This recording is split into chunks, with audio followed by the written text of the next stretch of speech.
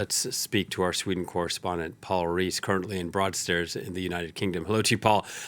This incoming coalition, is it an awkward alliance?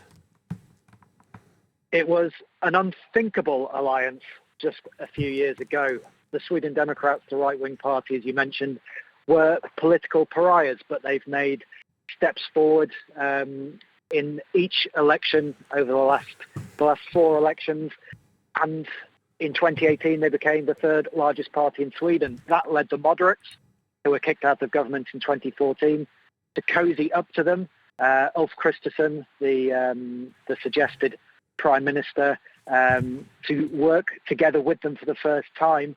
And indeed, at these elections, the moderates were beaten by the Sweden Democrats, who are now the second biggest party in the country. And as you say, not part of this government coalition, but the biggest party in this sort of cooperative framework they've got. The Christian Democrats and the Liberals have gone along with it as well. The Liberals in particular do not like the Sweden Democrats at all, but they've got ministerial posts. And aside from not actually being in the government, this is a real dream for the Sweden Democrats. They've helped to create this TIDA contract, this agreement between these four parties, named after the castle where it was drummed out.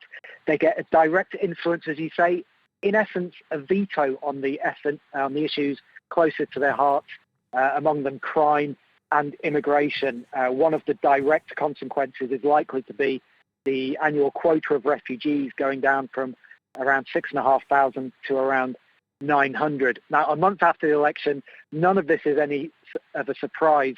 Indeed, the Swedish satire show Herr Talman, Mr. Speaker, has been having a skit where it shows Jimmy Åkesson, the leader of the Sweden Democrats, dressed as Father Christmas, having the other party leaders on his knee, asking them what they want, but indeed actually saying, well, you're going to get what we want. Yeah, a month after the election's not a surprise, but still unprecedented. Paul, what has the reaction been? Well, the reaction, I suppose the most important reaction, has come from the outgoing Prime Minister, Magdalena Andersson, of the Social Democrats.